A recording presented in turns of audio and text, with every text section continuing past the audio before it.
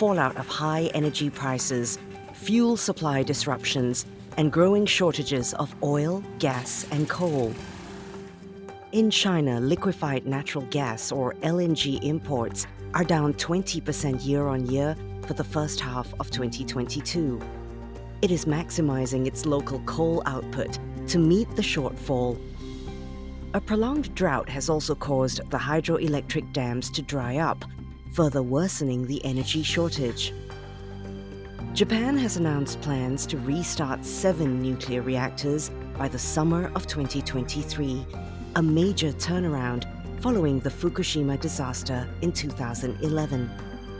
And in Indonesia, the government announced it would cut fuel subsidies and let prices rise 30%, leading to protests and civil unrest. As Europe prepares for a difficult few winter months ahead, experts say the energy crunch will only get worse. The reality is, for major fuel commodities, we've had double-digit percentages essentially taken off the table on the supply side.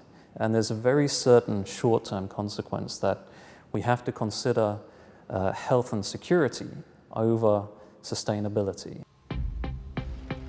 In Asia, the biggest impact of the high energy prices will be on inflation. Countries will need to decide how to make oil and gas affordable for their citizens, either by boosting subsidies or looking into alternative sources of energy. We have an energy security crisis, and that is actually twofold.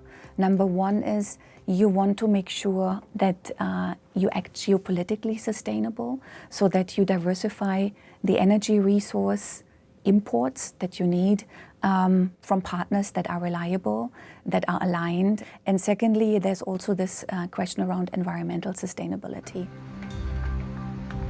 There'll be difficult choices ahead.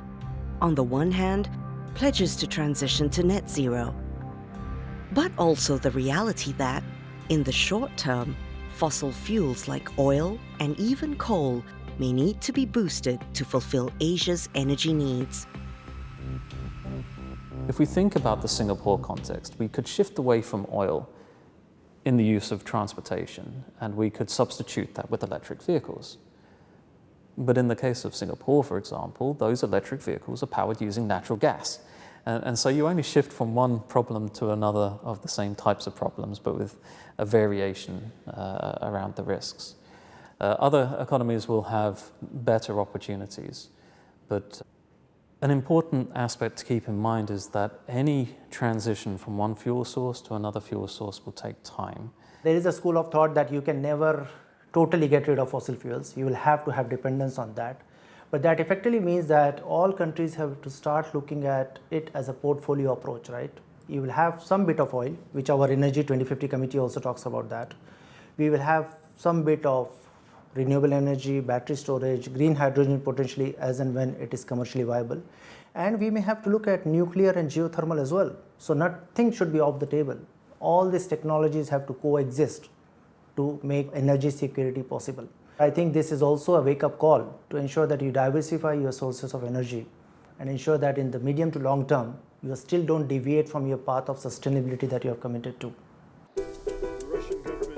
In fact, some argue that the Russia-Ukraine war and subsequent energy crunch has highlighted how important it is to boost renewables and to be less dependent on foreign oil and gas. And Asia is expected to lead the way in this regard. There's also already a lot of calculation around as to how much over the next 10 years Asian countries are actually able and are expected to increase their share in power generation based on renewables. In China, for instance, the share of energy from non-hydro renewables in total generated electricity is likely to rise from 15 to 26% in 2031. India will grow from 11 to 21, also almost doubling. Japan is going from 15 to 23. South Korea from 7.5% to 19.5%. So we talk about very meaningful investments in the next 10 years into the space, which ultimately will end up in portfolios. So it's then for picking the companies that are looking into using technology or developing solutions around the space that will be used there. Singapore has also announced plans to diversify its power grid in the next few years. What is also important is Singapore should start looking at, which we are, as a regional approach rather than a country approach, right? Because a number of countries in Southeast Asia have strong renewable energy potential. If we can integrate the grid in some fashion, there will be a lot of transport of power which can be more effectively utilized in the region rather than a specific country.